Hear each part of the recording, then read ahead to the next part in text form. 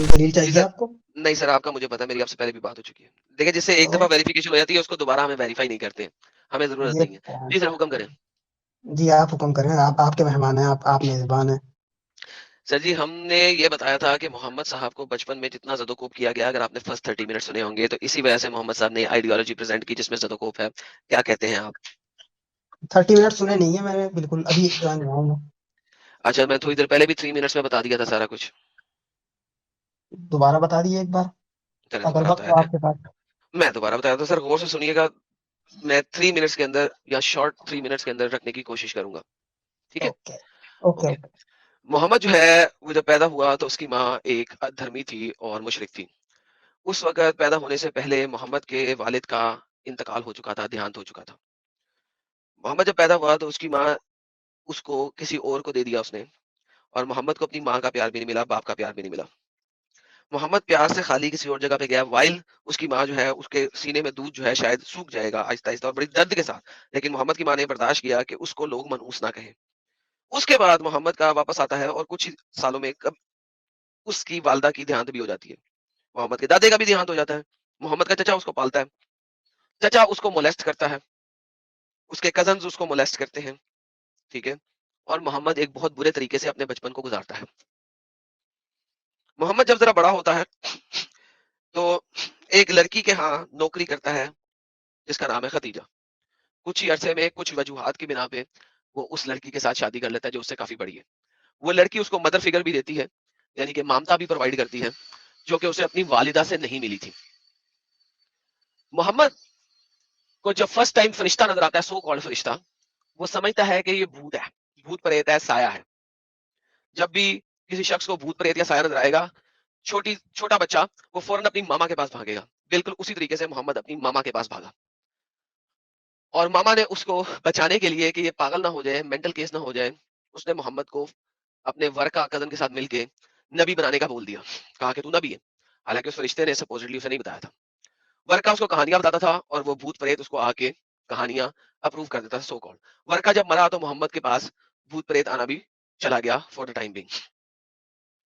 फिर कुछ अरसे बाद उसने खुदकुशियाँ करने की कोशिश की, उस भूत-प्रेत ने मोहम्मद को मना किया, खुदकुशी मत करो। फिर मोहम्मद को ऊँट के साउंड से निकालता था, ऊँट का साउंड या गाय का साउंड और घंटियों की आवाज़ आती थी। ये 100% उसका साइकोलॉजिकल मेंटल इश्यू था। लेकिन वो कहता है इस दौरान में मुझे वहियाँ आ रही हैं सपोज़िटली। मोहम्मद इस तरीके से पलता-फिरता गया और फिर उसको सो कॉल्ड था कि मेरे जो लोग हैं, जिनको मैं कह रहा हूँ कि मैं नबी हूँ, वो तो मेरी बात नहीं मान रहे। तो फिर शैतान ने उसे आगे बताया कि अल-उज़्ज़ा, अल-मनात भी जो है, अल्लाह अल-उज़्ज़ा, अल-मनात, ये भी अल्लाह के साथ पार्टनर्स हैं। जब मोहम्मद ने ये बताया तो सब लोगों ने सजदा भी कर लिया, एग्री भी कर लिया और काफ़ी अरसे तक ये सब कुछ चलता रहा। उसके बाद फाइनली क्या हो रहा है कि मोहम्मद ने समहाउ हिजरत की रात के अंधेरे में, उसे मदीना में ताकत मिल गई। कोई कुछ नहीं कह सकता कैसे मदीना वाले एक्सेप्ट कर गए सब कुछ, नोबडी नोज़। मगर समहाउ जैसे ही मदीना गया, उसको ताकत मिल गई, लोग मिल गए। जैसे ही उसे ताकत मिली, उसने तलवार निकाल ली। उसने कहा मेरे अल्लाह ने मुझे तलवार दे दी है, और उसने काफिलों पे हमला करना शुरू किया। 4 काफिलों पे हमले करने की कोशिश की, 3 काफिले बच गए, 1 काफिले पे ना सिर्फ ये कि लोगों को मारा, बल्कि गुलाम भी बनाया और वो काफिले में हमला हुआ। उसके बाद पहली जंग बदर हुई कि मक्का वालों ने कहा ये तो हमारे काफिलों को लूट रहा है, अब इसको जरा रोकें। यहाँ पे उसके पास तलवार थी, बदर जीती गई। फिर उसने कुछ और काफिलों पे हमले किए, ओहद हुई, कुछ और काफिलों पे और कुछ और इलाकों पे हमले किए, और फिर खंदक हुई, और फिर फाइनली उसने 10,000 के लश्कर के साथ चढ़ाई की मक्का के ऊपर अपने ही लोगों पे। और मक्का को उसने फतह किया। उसके बाद वो ओमान के फ्रिंजेस तक, यानी ओमान के इर्द-गिर्द तक, और ऑल द वे 1100 किलोमीटर तबूक तक उसने हमले किए ताकत बढ़ाने के लिए। मोहम्मद को बचपन में जो चीज़ नहीं मिली थी, बड़े होके उसने तलवार की ज़ोर के ऊपर खींची, छीनी, और एक ना सिर्फ ये कि सिर्फ टायरेंट बना, बल्कि एक खास किस्म का उसने धर्म भी दे दिया, जिसके अंदर ऑब्जेक्टिव मोरालिटीज़ के अंदर लोगों पे हमला करना था, ताकि उनको सो कॉल्ड इस दीन में डाला जा सके। एक टायरेंट, एक ताकतवर बादशाह के लिए सबसे इंपॉर्टेंट चीज़ क्या होती है कि उसके पास फौज हो, ताकत हो, लड़कियां हो, औरतें हों। मोहम्मद ने ये सब कुछ लिया और इसको अपने अल्लाह का नाम दिया कि उसने मुझे अलाउ किया। और उसको औरतें हिबा भी मिली, उसके पास स्लेव गर्ल्स भी थी, उसके पास 11 से 13 बीवियां भी एक वक्त में थी। ये सब कुछ उसने किया जब उसे ताकत में आया। मोहम्मद के मरने के बाद उसके साथियों ने उसकी कुर्सी मली, अली को पीछे हटाया। उसके अलावा जिस बंदे ने अपनी 9 साल की बच्ची उसको दी थी, उसने पहली कुश्ती ली। इन सब लोगों को मारा। जो लोग मोहम्मद को छोड़ के चले गए फौरन, क्योंकि अब मोहम्मद मर गया, तलवार टूट गई, लोगों ने मोहम्मद को छोड़ना शुरू किया। अबू बकर ने 1 साल तक, 1.5 साल तक हरबुर रिदा की, उन लोगों को जहन्नम वासिल किया या वापस इस्लाम में लेके आया। और उसके बाद आहिस्ता आहिस्ता इस्लामिक फौज जो है निकली, उन्होंने जगह जगह फतवाहत की, लड़ाई की, तलवार चलाई। This is the reality of Islam. Muhammad की तमाम अपनी औलाद मुसलमानों के हाथों मरी। फातिमा को जो वाहिद बाग फिदक दिया गया था वो भी मुसलमानों ने खींच लिया फातिमा से, मोहम्मद की अपनी बेटी से। ये मोहम्मद की औकात रह गई थी और मोहम्मद की औलाद की औकात रह गई थी। मोहम्मद की पोतेओं को भी मुसलमानों ने मारा, कलमा गो मुसलमानों ने मारा। ये अच्छा, मोहम्मद की लाइफ है। एडम भाई, अमेरिका से डेविड वुड्स आ गए हैं शायद लाइव चैट में, पता नहीं असली वाले हैं नकली वाले हैं। डेविड वुड का नाम डेविड वुड नहीं है, अगर आप डेविड वुड देख रहे हैं तो वो असली वाले नहीं है। अच्छा, ऐसा भी है। उनका नाम इस वक्त रीजनड समथिंग है, सो डोंट वरी। ओके जी मेरे भाई, एनीथिंग। जी एडम भाई, आपने इतना लंबा बताया, आपकी बहुत मेहरबानी है, आपने वक्त निकाला। थोड़ा सा सुन लीजिएगा, बीच में टोकिएगा मत। सर कौन से वाले पॉइंट को रिजेक्ट करेंगे पहले ये बता दें, क्योंकि देखिए आपने मुझे कहा था पूरी स्टोरी बताओ, मैंने 30 मिनट में सारा कुछ एक्सप्लेन किया था, आपके लिए दोबारा एक्सप्लेन किया। जी बहुत बहुत शुक्रिया, इसीलिए शुक्रिया मैंने अदा कर दिया। मैं किसी पर्टिकुलर पॉइंट को वो नहीं करूंगा, मैं इन पूरी स्टोरी को लेके 2-3 सवाल रखूंगा बस, उसका आप जवाब दे दिएगा, फिर मैं चला जाऊंगा। ठीक है जी बोलिए। जी। तो जैसा कि आपने शुरुआत से लेकर अब तक ये सारे वाकयात बताए, शुरुआत हुई थी वहीं पैदाइश से, फिर उसके बाद उनकी वालिदा और वगैरह वगैरह वगैरह, पूरा मैं एक्सप्लेन तो करूंगा नहीं, नहीं वक्त जाएगा। तो इससे ये कहीं कहीं हद तक ये नतीजा निकल के आ रहा है कि मतलब मोहम्मद ने खुद अपना दीन गढ़ा, खुद झूठी नबूवत का दावा किया बरका बिन नौफल के कहने की वजह से, और उनकी और हजरत खदीजा के कहने की वजह से। ये सारी बात जो आपने बताई, तो इससे नतीजा ये निकल रहा है कि मोहम्मद सल्लल्लाहु अलैहि वसल्लम खुदा न खास्ता झूठे थे, और उनका खुद का दीन था वही नहीं थी, बल्कि वो एक झूठ था, भूत प्रेम था। और फिर उसके बाद उनके जो मानने वाले हुए वो तलवार की दम पे हुए, और मदीना आने के बाद उनको ताकत मिली, फिर तलवार मिली, वगैरह वगैरह, आखिर तक नौबत आई यहाँ तक, फिर हजरत अली, हजरत उस्मान, हजरत अबू बकर वगैरह की बात आई। तो सवाल मेरा इतना ये है कि अगर मामलात ऐसे ही थे, तो फिर उनके इतने तगड़े मानने वाले इतनी बड़ी तादाद में कैसे हुए, और अब तक कैसे चलते आ रहे हैं? 1400 साल गुजर चुके हैं, उनके मानने वाले अब तक वैसे ही कैसे हैं? किसी के पास अकल नहीं थी? उस वक्त के बहुत सारे लोग जो कि बगैर तलवार के जोर के भी इस्लाम लाए, वो कैसे इस्लाम लिया है फिर, जबकि उनके उनके ऊपर तलवार का जोर नहीं था? बहुत सारी ऐसी मिसालें हैं। और फिर आपने ये कहा कि बदर में उनके पास तलवार थी इसलिए बारी बदर बारी जीत गए। एक सवाल अभी बारी बारी करते नहीं, हैं ना। अभी एक सवाल एट अ टाइम। देखिए आपने मुझे कहा था पूरी जहन से स्टोरी बातें बता निकल दो, जाएंगी एडम कोई भाई। बात सर। देखे अगर आपने पूरी स्टोरी मुझसे दोबारा सुनी है और आपके कहने में सुनाई है, तो अब सवाल आप बारी बारी करेंगे ना, वरना फिर मैं किस सवाल का जवाब दूं? अगर आपने नहीं, तमीज ये करते अलग रहनी अलग, है। सुनिए तो एक सेकंड, ये अलग सवाल नहीं, ये पूरा नतीजा एक ही निकलेगा, एक नहीं, ही सवाल में नतीजा एक ही ना निकलेगा। निकलेगा, यहीं पे गेम खराब हो गई है। आपने जब कहा चलिए कि वो लोग शुरू कैसे ही करिए मान आप। लिया है, ये लोग कैसे ही मान जी, लिया, यहीं पे गेम खराब हो गई है। करिए। आपके अच्छा, पास अब मोहम्मद की तलवार कौन थी? क्या हुआ? मोहम्मद की तलवार कौन थी पहली? मतलब तलवार का नाम क्या था? हम्म। मेरे याद पड़ रहा है, जुल्फिकार। अरे वो वाली नहीं, फिजिकल नहीं, तलवार मोहम्मद कौन सी लड़ाई करता था? वो तो पीछे खड़ा रहता था। जुल्फिकार हो या ना हो, वो तो पीछे खड़ा रहता था। फ्रंट मैन जंग कौन थे जो लड़ाई में जाते थे जंगों में? नहीं, जंगे उहद में मोहम्मद ने लड़ाई नहीं की है। कब की है? वो तो पीछे पहाड़ में खड़ा था, जब लोगों ने अगली फोर्सों को तबाह किया और मोहम्मद तक पहुंचे तो उसके दो दांत भी टूट के निकल के गिर गए, जबकि उसने दो दो जर्रे पहनी हुई थी। अरे भाई, वो पीछे खड़ा रहता था, वो फ्रंट पे होता ही था। फ्रंट मैन कौन थे मोहम्मद के? फ्रंटमैन तो साहबे कराम थे। कौन कौन? सबसे इंपॉर्टेंट दो के नाम लो। सबसे इंपॉर्टेंट का नाम फिलहाल जहन में नहीं है मेरे, आप बता अली और दीजिए। उस्मान, अली और हाँ उस्मान। चलिए, चलिए, उमर हजरत अली उमर और उमर उस्मान। उमर उमर उमर और उमर सबसे हजरत पहले खालिद तलवार इब्न थी। वलीद। जब दिल करता था कोई बंदा मोहम्मद खिलाफ कुछ करता, उमर तलवार निकाल देता पटाख करके। मैं मार जी, दूंगा तूने मोहम्मद खिलाफ कुछ कहा क्यों? मोहम्मद के जमाने में भी सबसे इंपॉर्टेंटली मैंने आपको बता दिया था, मदीना किस तरीके से मदीना वाले उसे मान गए थे, किसी को नहीं पता। जबकि मदीना में मोहम्मद जब गया तो मदीना वालों ने कहा जी वेलकम। क्यों कहा? Nobody knows. That's point number 1। Point number 2 is, जिस वक्त हम ये देखते हैं मोहम्मद की लाइफ हिस्ट्री को, उस लाइफ हिस्ट्री के अंदर शुरू में जब पहले 9 साल में मोहम्मद के पास कितने लोग आए थे? 100 से कम। किसी भी रेफरेंस में 100 से ज्यादा नहीं है। पहले 13 साल हिजरत से पहले मोहम्मद के फॉलोअर ही कितने थे? मैंगो, बाबा जी का ठुल्लू, 100 थे ना? इसी सवाल ये कि ये 100 नहीं कैसे 100 आए, नहीं थे, इसका जवाब 100 दो मुझे। भाई 100 50 कौन थे, थे? हमने मान लिया 10 थे, हाँ 10 कैसे हाँ आए? हाँ, कौन थे? चलो इसका कौन थे? जवाब दो। बेसिक लोग थे ना भाई, जाहिल लोग थे आगे। ठीक है, मतलब आगे वरना तलवार जब के बगैर तक आगे तो जाहिल थे? ये कौन सी बात है? पॉइंट रखो ना अपना, लॉजिकल रीजन रखो। मतलब तलवार से पहले आए तो हाँ तो जाहिल थे, बता तलवार रहा के हूँ ना बाद आए तो यार। तलवार के जोर पे आए। अरे भाई रिलैक्स हो जा, take it chill. Okay okay okay, ये इस अंदाज वक्त है। गुलाम मिर्जा अहमद कादियानी को कितने लोग मानते हैं? मुझे नहीं मालूम उनके बारे में, उनको हटाओ। क्यों हटाऊं? यही तो बात बता रहा हूँ। आटे में नमक के बराबर। जब भी कोई झूठा नबी आएगा, तो शुरू में बगैर तलवार के उसके कुछ ना कुछ फॉलोअर्स होंगे। ठीक है, क्योंकि जब भी कोई झूठा नबी आएगा वो कोई ना कोई दलील देगा। अगर मोहम्मद को तलवार ना मिलती तो 13 साल में अगर 100 से कम आए थे, तो अगले 9 साल में भी 100 से कम ही रहते। जैसे गुलाम मिर्जा कादियानी के आज भी बहुत कम फॉलोअर है, क्योंकि तलवार नहीं आई उसके पास। उसके बाद बंदूक नहीं आई। मोहम्मद ने जैसे ही तलवार निकाली तो फतेह मक्का के दरमियान 9 साल में वो 10,000 फौजी का लश्कर लेके जा रहा है। तलवार से पहले उसके पास 100 फॉलोवर नहीं है, 13 साल में 100 फॉलोवर नहीं है, 9 साल में 10,000 कैसे हो गए? बिल्कुल इसी तरह जिस तरह गुलाम मिर्जा अहमद कादियानी जो है वो अपने फॉलोवर नहीं बढ़ा सका, तलवार नहीं थी उसके पास। That's the same thing, Muhammad की ताकत मोहम्मद की तलवार थी। सेम थिंग नहीं है, बहुत फर्क है। गुलाम अहमद कादियानी में और अल्लाह के रसूल में बहुत फर्क है, हजारों फर्क में गिनवा दूंगा, आप पॉइंट पे आइए अपने। मैंने पॉइंट दे दिया आपको। जवाब दिए तो आप जवाब देने लगे थे मुझे रोक के, या फिर पूरा सुन लिया मुझे फिर से? नहीं, अब ये वाला पॉइंट क्लियर हो गया ना, अब आगे चले। कहाँ क्लियर हुआ भाई, कहाँ किसने क्लियर कर दिया? तलवार से पहले मोहम्मद के फॉलोवर दिखाएं, वो उतना ही है जितना, उससे भी कम है जितने गुलाम मिर्जा अहमद कादियानी के। तो सवाल ये है कि उतने आए कैसे? मिर्जा कादियानी के हजारों फॉलोवर्स थे उसकी अपनी जिंदगी में, हालांकि उसने तलवार नहीं उठाई। हजारों, लाखों। मोहम्मद ने बगैर तलवार के 100 बंदे भी इस्लाम कबूल नहीं करवा सका। Who is a better profit, Qadiani या मोहम्मद?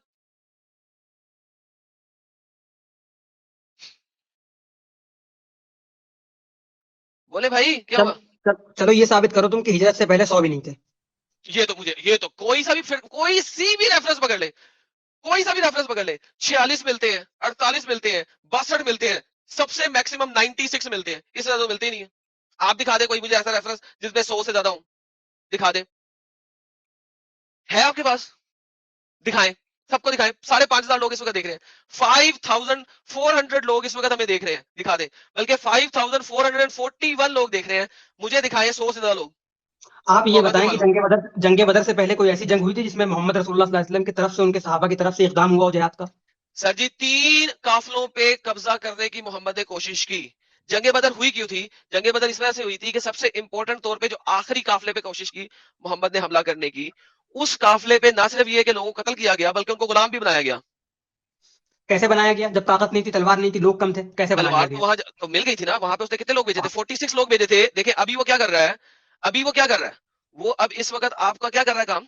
वो इस वक्त ऐसी लोगों पे हमला कर रहा है जो लोग लड़ाई के लिए नहीं आ रहे, काफिला है जो तिजारत का सामान लेके आ रहा है।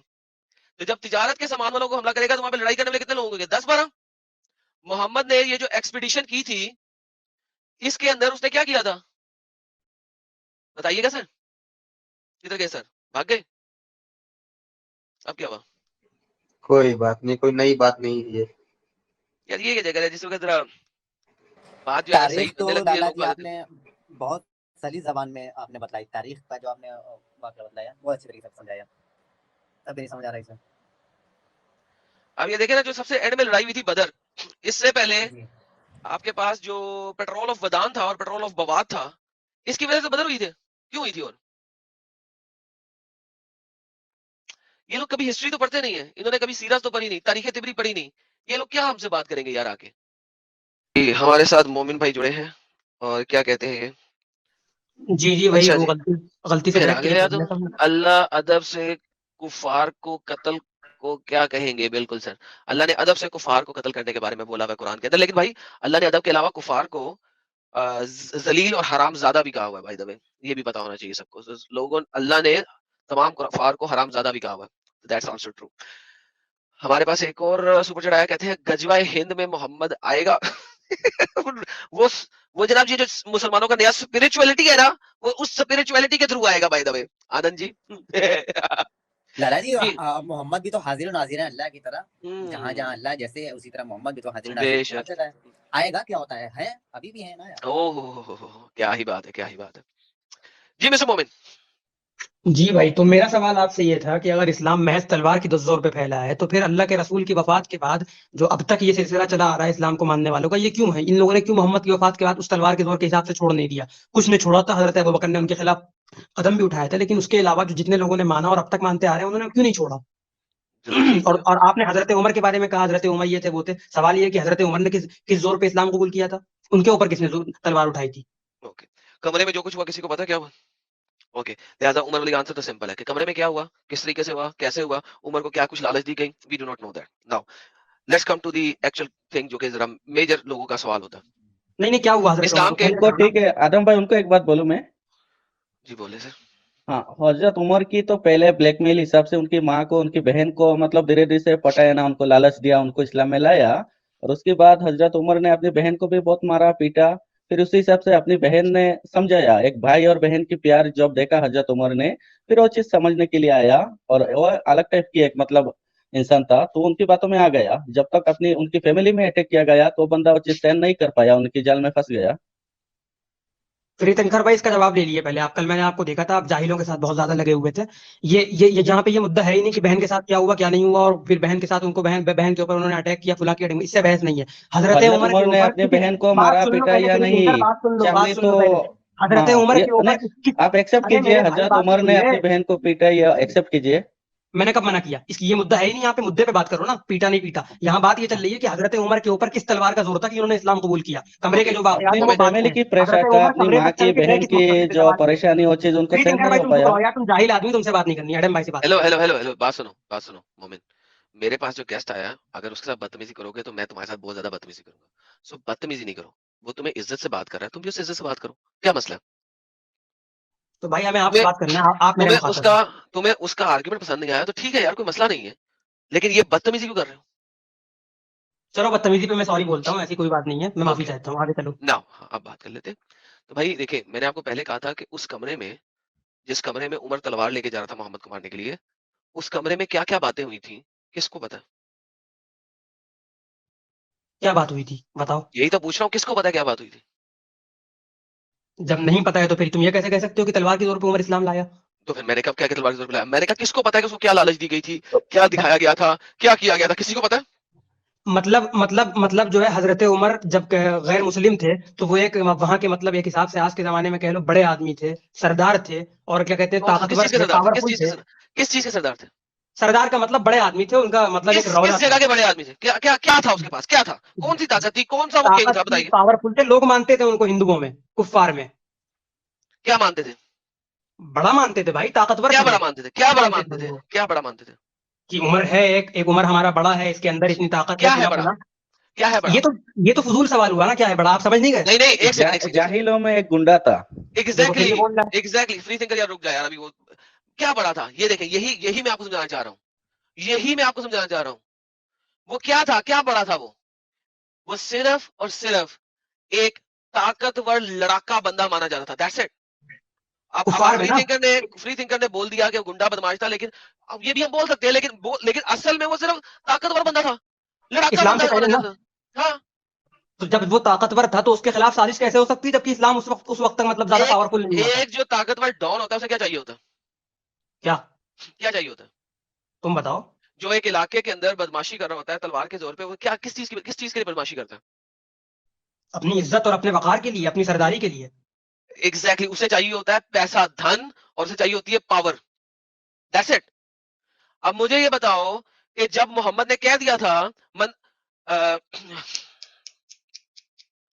जो मुझे मौला जानता है वो अली को मौला माने, मन उसके कुन तो मौला बावजूद, हो हाँ फहाजा अली मौला। Thank you so very much, मन कुन तू मौला फहाद अली मौला। तो उसके बावजूद अबू बकर और उमर बारी बारी फर्स्ट और सेकंड खलीफा क्यों बने? ये अलग बहस है, यहाँ पे मौला के माना सरदार के नहीं है, यहाँ पे मौला के माना दोस्त और वली के हैं। ओके, और सडनली उसके अरबी अलावा में एक सेकंड वली का मतलब ही दोस्त होता है, लेकिन मोहम्मद ने वली का लफ्ज नहीं यूज किया। मोहम्मद ने ये नहीं कहा मन कुन तू वलीउन फहाजा अली वलीउन, उसने कहा मन कुन तू मौला फहाजा अली मौला। आप मुझे कह रहे हैं यहाँ पे मौला का मतलब है वली, जबकि वली भी एक अरबी का लफ्ज है। तो बेसिकली आप देखें कि आप कितनी स्टूपिड आइडियोलॉजिकल बात कर रहे हैं मेरे साथ, कि आप अरबी के लफ्ज को चेंज कर रहे हैं, आप कुरान के लफ्जों को भी चेंज करते हैं, आप हदीस के लफ्जों को भी चेंज करते हैं। भाई आप लोग जब समझना ही नहीं चाहते और आपने अरबी के लफ्जों को भी अपनी मर्जी से खुद ही मॉडिफाई कर लेना है, तो भाई फिर फायदा क्या आप लोगों से बात करने का, मुझे बताएं। भाई साहब, अगर अरबी ग्रामर से आपको जरा सी भी वाकिफियत होती ना तो आप ये बात ना करते। वली जो है मुश्तक किस चीज से है? मौला जो है ये बना किस चीज से है?